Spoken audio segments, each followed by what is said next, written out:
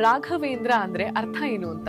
ಈ ಸತ್ಯಲೋಕದಲ್ಲಿ ಬ್ರಹ್ಮದೇವರು ಪೂಜೆ ಮಾಡುವಾಗ ಅದಕ್ಕೆ ಸೇವೆ ಮಾಡ್ತಾ ಇದ್ದಂತ ಶಂಕುಕರ್ಣ ಅಂತ ಹುಡುಗ, ತದನಂತರದಲ್ಲಿ ಬ್ರಹ್ಮದೇವರ ಆಜ್ಞೆಯಂತೆ ಇವನು ಪ್ರಹ್ಲಾದನಾಗಿ ಜನಿಸ್ತಾನೆ. ಆ ಪ್ರಹ್ಲಾದನೇ ರಾಘವೇಂದ್ರ ಸ್ವಾಮಿ. ಅವ್ರ ಹತ್ರ ಇದ್ದುದು ಒಂದೇ ಜೊತೆ ದೋತ್ರ ಅಂತೆ. ಸ್ವತಃ ವೆಂಕಟನಾಥನಿಗೆ ರಾತ್ರಿ ಎಲ್ಲ ಒಗೆದು ಒಣಗ ಹಾಕೋರು, ಬೆಳಗ್ಗೆ ಅದನ್ನು ಉಟ್ಕೊಂಡು ಹೋಗೋರು.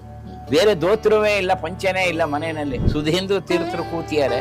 ಒಂದ್ ಮಾತು ಹೇಳ್ತಾರೆ ವೆಂಕಟನಾಥ, ನೋಡಪ್ಪ ನಾನು ಇನ್ನು 2 ವರ್ಷ ಇರ್ತೀನಿ ಅಷ್ಟೇ, ಮುಂದೆ ಈ ಪರಮಹಂಸ ಸಿಂಹಾಸನದ ಮೇಲೆ ನೀನೇ ಬರ್ಬೇಕಾಗತ್ತೆ, ನೀನು ಸನ್ಯಾಸತ್ವ ಸ್ವೀಕಾರ ಮಾಡ್ಬೇಕಾಗತ್ತೆ. ಇದನ್ನು ಕೇಳಿದ ಕೂಡಲೇ ಮೈಯೆಲ್ಲ ತುಂಬಂದು, ಈ ಮಗು ತನ್ನ ತಂದೆನೇ ಗುರ್ಸಕ್ಕಾಗಲ್ಲ, ಕಾವ್ಯವಸ್ತ್ರ ಧಾರಣೆ ಮಾಡ್ಕೊಂಡ್ಬಿಟ್ಟಿದ್ದಾರೆ, ಕೇಶ ಮುಂಡನ ಮಾಡ್ಕೊಂಡ್ಬಿಟ್ಟಿದ್ದಾರೆ, ತನ್ನ ತಂದೆನೇ ಗುರ್ಸಕ್ಕೆ ನೋಡಪ್ಪ ನಿಂತೆ ಗೊತ್ತಾಗುತ್ತೆ, ಹೋಗಿ ನಮಸ್ಕಾರ ಮಾಡಿ ಬಂದ್ಬಿಡು.